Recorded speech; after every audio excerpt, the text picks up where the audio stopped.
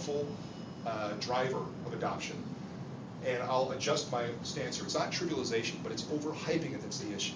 So a technology gets invented, and we haven't heard about it yet, and smart people are discussing how it's going to really disrupt. That's true innovation. And then marketing firms get involved, we hype the heck out of it, and it reaches a peak of inflated expectations. Now this thing is a floor wax and a dessert topping. It does everything. Cloud computing, mobile social networks. Location-based services. Thank you. Then people buy it and they say, oh crud, it doesn't do what it says on the box. Careers get ruined. Technology sectors get questioned. Companies get swapped out because people are switching bets at that point, and we hit the trough of disillusionment. And the higher the peak, the deeper the trough, and that slows down the intelligent adoption of what the technology was actually meant for. So as communicators, it is our responsibility to do our duty to the maturation of the technology and be honest about what it is or isn't good for and where we are in the adoption phase. Would that be more fair? Yep. Okay. We'll throw in an emerging technology hype cycle for you guys to kick around and play with where you might be on it. It's a fun exercise. So I've spent 5 minutes on the first slide. We'll go through. So a few words about ingenuity. Ingenuity has many lenses through which you can look. The first one is our economic situation and spending and budgets. I put it to you that if necessity is the mother of invention, necessity is actually the news. The invention is a byproduct of it. What sells the story in today's market is the pain, the problem, the circumstance. And if you sell against necessity, you will never be at a loss for news. We have more bad news every day.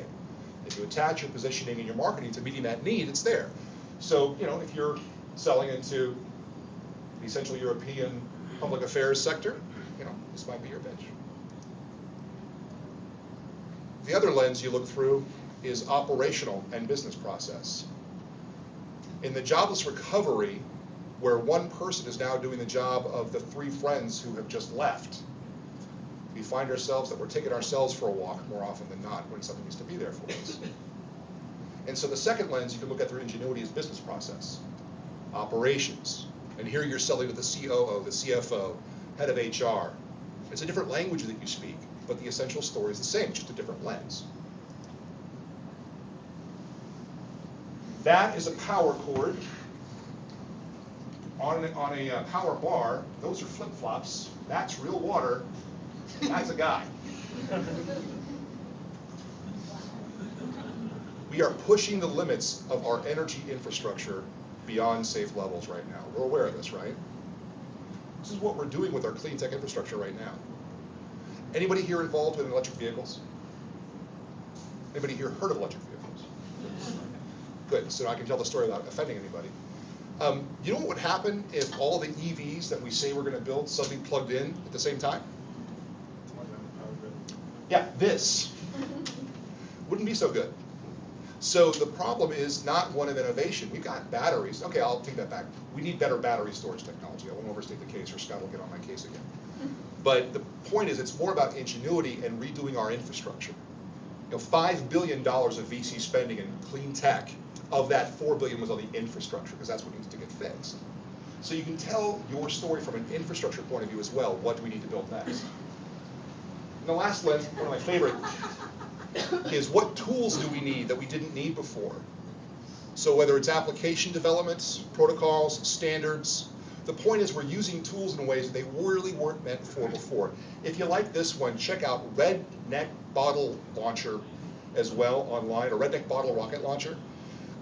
Some guy took a chain link gate and attached 500 bottle rockets to it, turned it into like a half-hour fireworks show. It's awesome. But the point is, if you are in a space that required the development of a new tool, the tool is less interesting than why on earth did this guy have to shove 22 hot dogs onto a rake? What's going on with him? What's that party about? That's the news.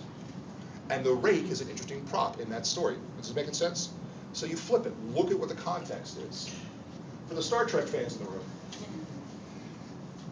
the real story is about the brave captains of industry that have figured out how to make do with what they don't have. For those who aren't Star Trek, by the way, something for everybody. For those of you that are Star Trek fans, this is funny. For those who aren't, you can laugh at the Star Trek fans. That's okay. But in this episode, Captain Kirk is abandoned on a planet to fight the Gorn. He's got nothing, no phaser, no communicator. It's just James T. Kirk.